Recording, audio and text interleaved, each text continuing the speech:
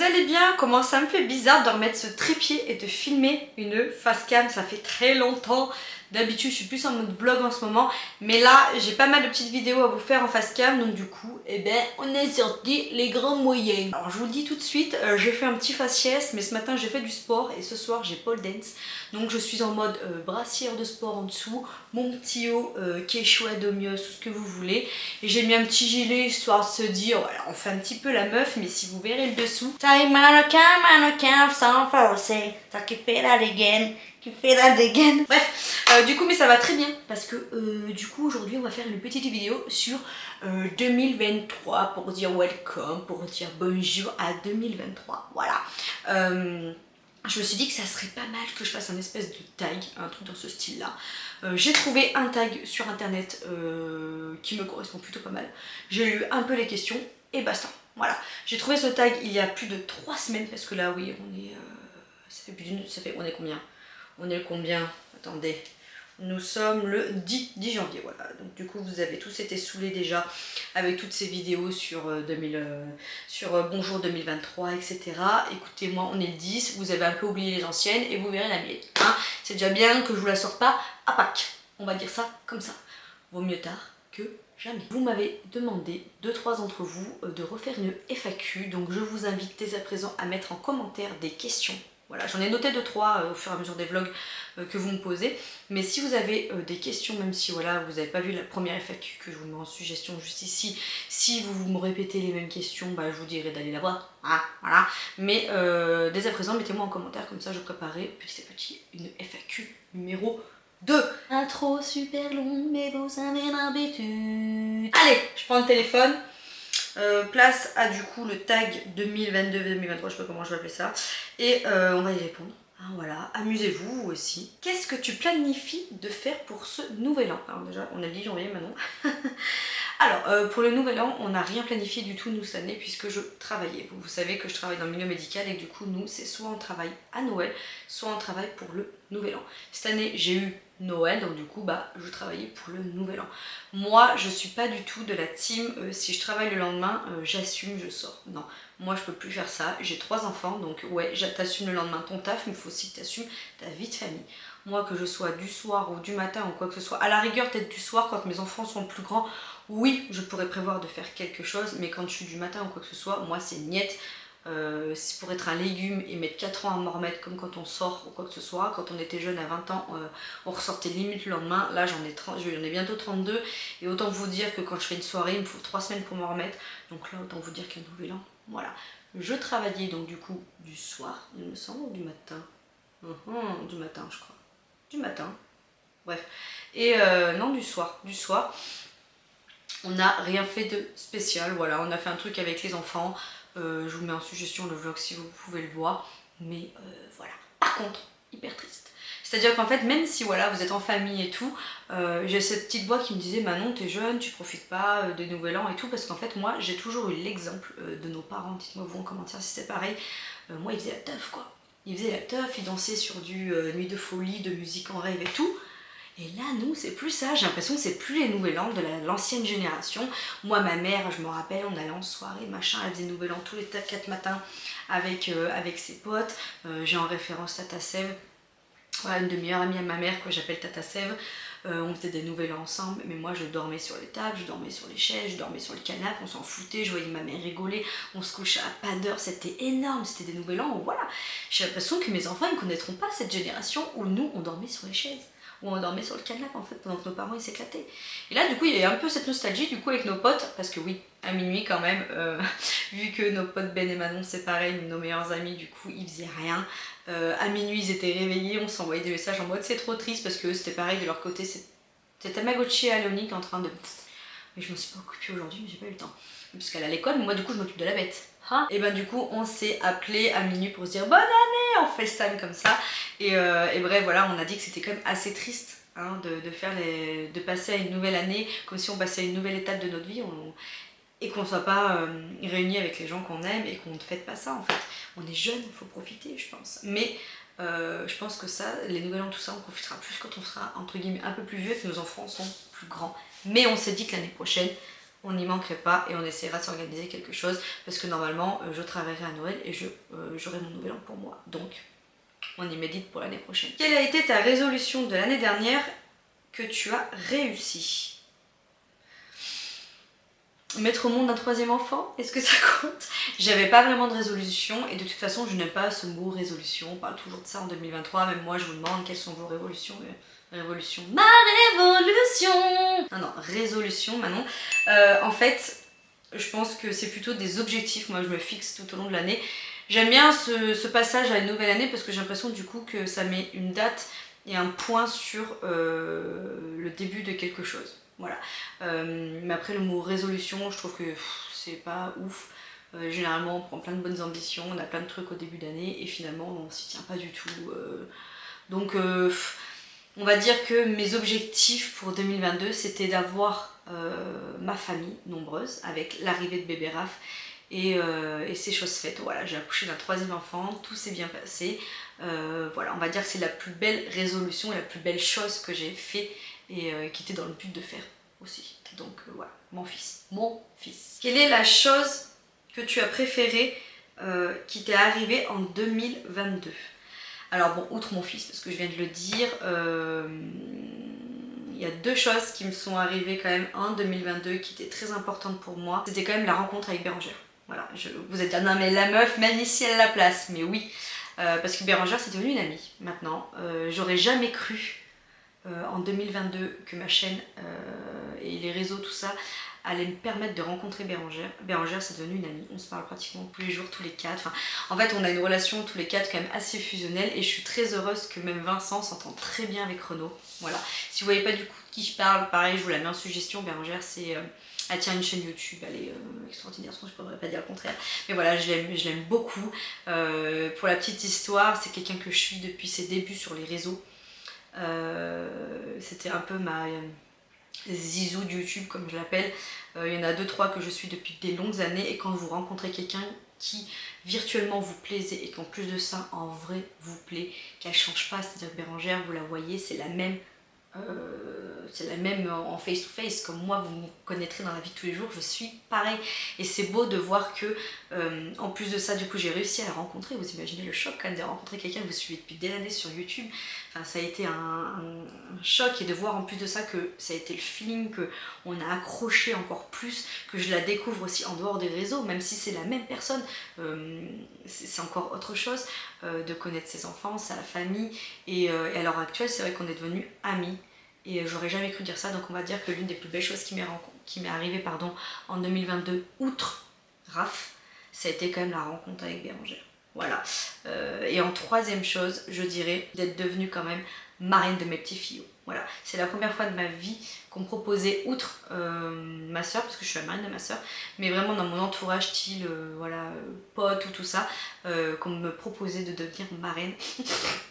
Je renifle. Oui, c'est parce que j'ai eu un petit peu de l'émotion qui est montée là quand je parlais de Bérangère et tout, donc on va se calmer. Mais ouais, voilà, de devenir marraine, ça a été l'une des plus belles choses aussi qui m'arrive en 2022 parce qu'on m'a donné quand même cette confiance, surtout que à l'heure d'aujourd'hui, d'être marraine ou parrain, ça veut strictement rien dire aux yeux de la loi, mais de signer un papier de quoi que je m'engageais quand même à prendre ce rôle. C'était vraiment voilà, et puis même que Océane et Erwan du coup m'accordent cette confiance là, ça a été une des plus belles choses. Donc on va dire qu'en résumé, Raphaël en premier et puis après bah, voilà, Bérangère et le fait de devenir marraine, voilà, c'était les plus belles choses qui se sont réalisées pour moi en 2022. Quelles sont les 3 choses que tu aimerais accomplir du coup en 2023? Alors en premier lieu, penser à ok, non, en fait, je suis quelqu'un qui pense beaucoup à tout le monde, qui a tendance à adapter mes faits et gestes en fonction des gens. Par exemple, si j'aime pas trop faire quelque chose, bah, je vais le faire quand même parce que je sais que ça fait plaisir à la personne. Je suis quelqu'un qui a tendance, même si on dirait pas comme ça, à me mettre beaucoup à l'écart et en retrait et à laisser toujours les gens devant, à toujours faire passer les autres avant moi et des fois je m'en oublie. C'est vrai que c'est une résolution qui, entre guillemets, je dis mot résolution, mais c'est quelque chose qui ressort chaque année. Les proches pourraient vous le dire à chaque fois, c'est Manon, pense à toi, pense à toi. Et là cette année j'aimerais vraiment mettre en marche, parce que le fait d'avoir eu un troisième enfant, je me suis encore plus rendu compte que j'avais des moments pour moi, et dès à présent c'est vrai que voilà, je commence à plus penser à moi, que ça soit au niveau du sport ou des moments pour moi, ou voilà, ou YouTube par exemple, voilà, vraiment penser à moi et faire en sorte que je me sente vraiment bien. Parce que du coup, si moi je suis bien, tout le monde sera bien autour de moi, puisque moi je me sentirai bien là. Et je pense que c'est très très important de ne pas s'oublier. Surtout quand on a une famille nombreuse, c'est vraiment vraiment important. Voilà, ça en fait partie. La seconde chose, ça serait aussi de ne pas négliger mon couple.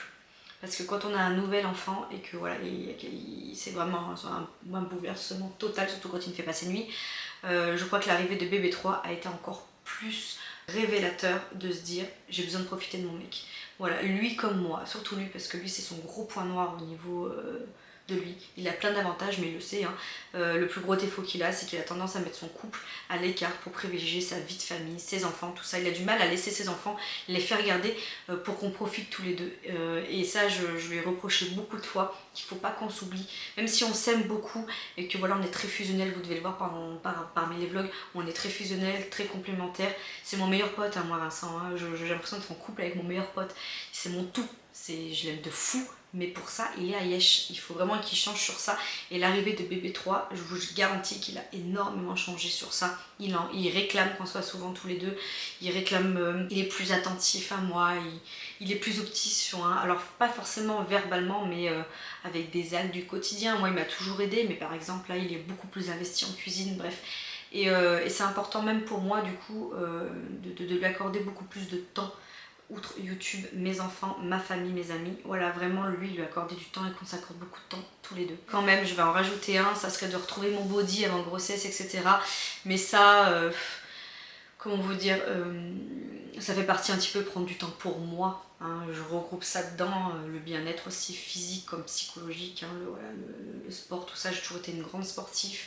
Et de me remettre au sport, de me reprendre en main, ça va me créer l'endorphine. Et moi j'ai besoin de sport pour me... Je suis une boule de nerfs, je suis toujours à 100 à l'heure. Sans sport, moi je vis pas. Donc là, le fait de ne plus avoir Raph, ça a mis beaucoup plus de temps par rapport à la grossesse à Maevy. Maevy, au bout de...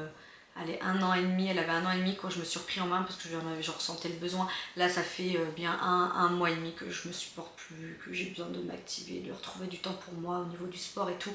Et là, on va dire que janvier, ça a été le tremplin. Et là, ça y est, je suis dedans à 1000%. Et voilà, je me reconsacre du temps, quitte à laisser Raph un peu plus chez nous, mais pour que moi, je puisse me dégager du temps. Un parent reposé, c'est un parent qui sera investi à 100% avec ses enfants, j'en suis persuadée. Ensuite, ça va être long hein, parce que je piaille. Je piaille.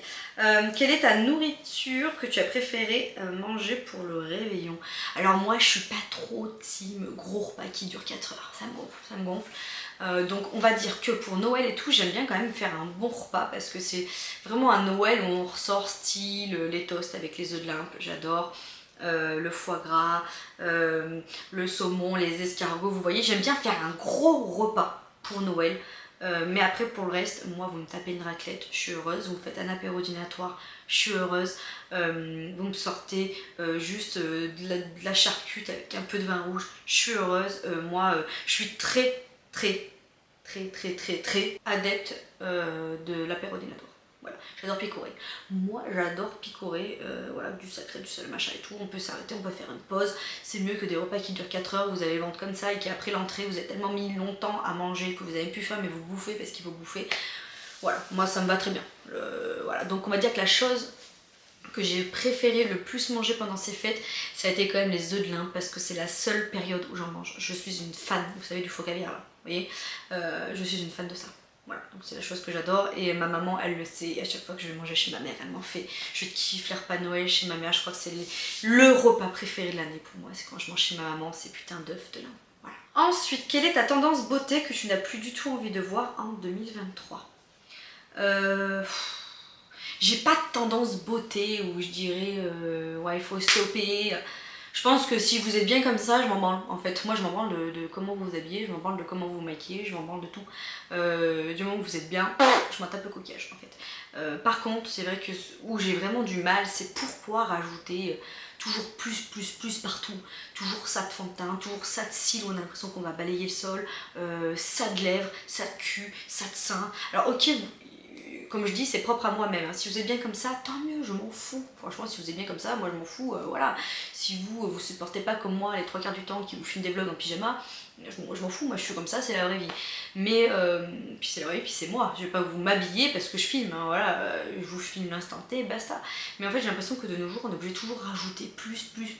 En fait, comme si on pouvait pas être naturel et être bien. En fait, moi je mets pas toujours ça de fond de teint et je suis très bien, d'ailleurs j'ai pas de fond de teint. Des fois il y a des filles, on a l'impression, enfin c'est. J'ai envie de leur arracher les cils parce que leur dire, on voit même plus tes yeux quoi, tu fais ça, j'ai l'impression que le truc il va se décoller ou qui va te gratter la tignasse. C'est pareil, les lèvres c'est toujours plus. Les faux ongles ils sont comme ça.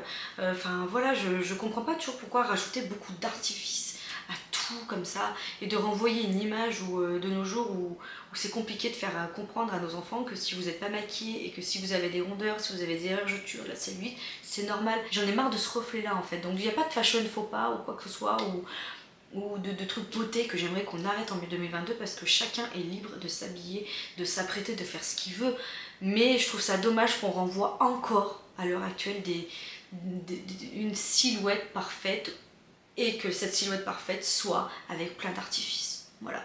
Moi je prône le naturel, pas parce que j'ai pas les moyens de me faire des trucs, parce que c'est un coût tout ça, hein, mais parce que je n'en ressens pas le besoin. Alors encore une fois, c'est moi. Si vous aimez avoir des faux cils comme ça, et des cils comme ça, et des lèvres comme ça, et ça de fond de teint où on a envie de faire une dédicace avec son nom, une signature, et qu'il y a la marque parce que du coup il y a ça de pavé dessus, si vous êtes bien comme ça, je m'en fous, moi, vous faites ce que vous voulez. Le secret beauté que tout le monde devrait connaître en 2023.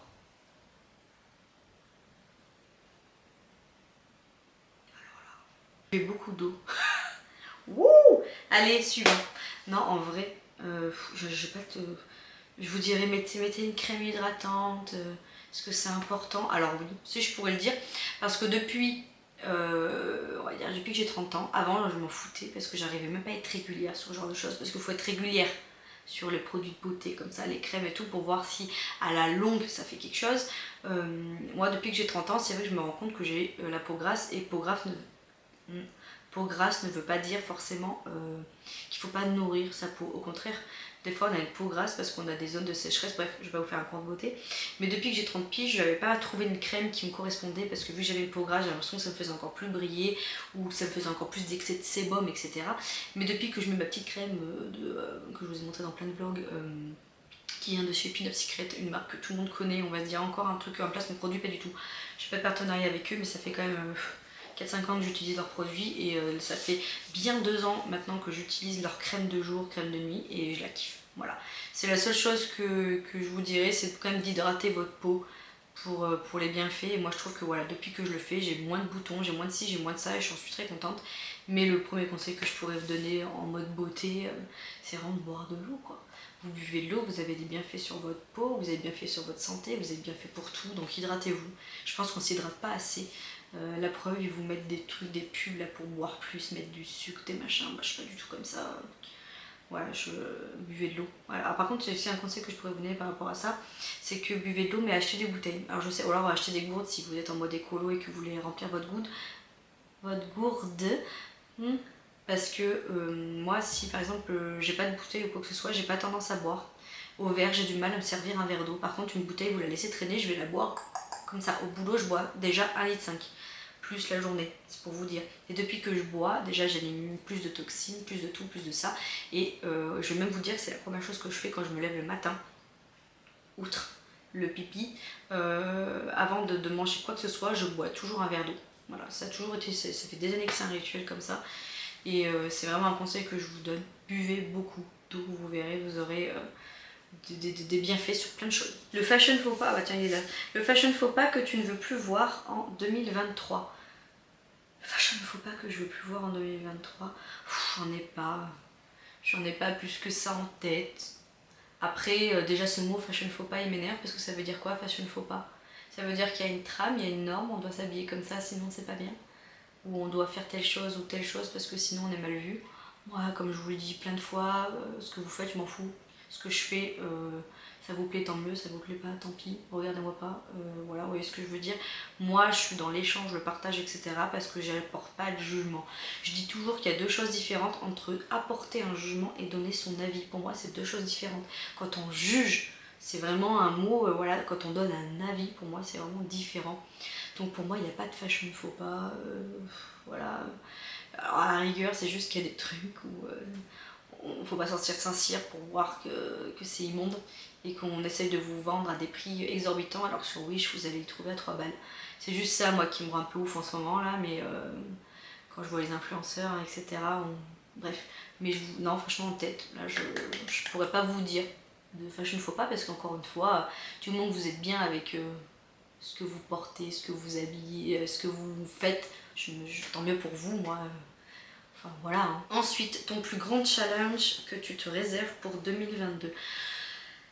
Alors si vous me suivez, il n'y a pas 50 000 trucs que vous pouviez pas, hein, voilà. Retrouver mon body, hein, ça serait bien. J'aimerais bien retrouver un petit peu le body, oui. Alors pas forcément mon poids, parce que je viens enfin d'assimiler, de comprendre qu'il ne faut pas se fier à son poids, mais plus à sa silhouette. Parce que ça fait 3-4 mois que j'essaie vraiment de perdre, etc. Et que du coup, étant donné que j'allaitais, que tout hormonalement parlant, c'était un gros chamboulement, aussi maintenant d'arrêter l'allaitement, etc. Donc le poids, il faut pas y prendre en considération, mais plus l'aspect visuel, j'aimerais vraiment me sentir bien. Et c'est le premier truc que je mets en haut de ma liste, c'est vraiment le gros changement et l'ambition que j'ai, c'est vraiment me sentir bien dans mon corps. Pour moi, pas penser aux autres et parce qu'en ce moment je veux pas vous mentir, je suis sûre que vous êtes beaucoup comme ça, mais moi en fait les 3/4 du temps je pense à mon physique parce que je veux pas que les autres me jugent. Quand je suis à la pole dance par exemple, je pense qu'à ça, à mon physique, et je veux pas qu'on me juge mon physique. Je me sens gras, je me sens moche, je me sens pas belle, je me sens fat, et c'est dur de dire des choses comme ça de soi. Tout ça parce que je veux pas qu'on me juge et j'ai peur du regard des gens et je veux pas que les gens posent un regard sur moi, c'est nul. Voilà, il faut que je perde du poids et que je me sente bien dans mon corps, que je retrouve ma silhouette entre guillemets d'avant, pas d'avant mais dans une silhouette où je me sens bien, et ça sans penser au regard des autres. Donc c'est le number one que je mettrai.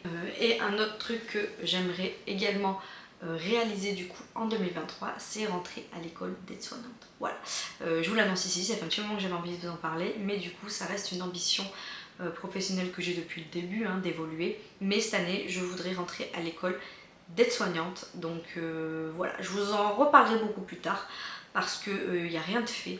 En gros, là où je suis, ils font des recrutements en interne et ils vous payent votre formation. Mais c'est sur sélection et cette année, ils en subventionnent que 12. Voilà, 12 places sur je ne sais pas combien de demandes. Autant vous dire que je pense que c'est une aiguille dans une botte de foin. Mais peut-être que moi, je vais tirer la bonne aiguille et que du coup ils vont se dire on va prendre la petite Manon, on ne sait pas, voilà, qui ne tente rien n'a rien, donc je tente cette année. Je préfère me dire pour me protéger parce que je déteste les déceptions, je suis trop en mode warrior que du coup moi j'ai du mal à accepter l'échec. Je préfère me dire que voilà, c'est la première année où je demande, il y en a ça fait peut-être 2, 4, 6, 8 fois qu'elles demandent avant d'être prises. Voilà. Je me fais pas de film, mais qui ne tente rien à rien. Je me dis, j'envoie ma demande, je suis en train de monter mon dossier jusqu'à fin janvier pour l'envoyer. Si ça passe, tant mieux. Si ça ne passe pas, et ben, je retenterai l'année prochaine. Voilà.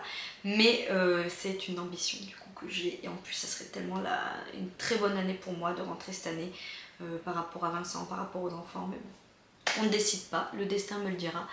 Et puis voilà. Ensuite du coup je vais terminer du coup ce tag hein, qui était long parce que j'ai encore bien piapiaté.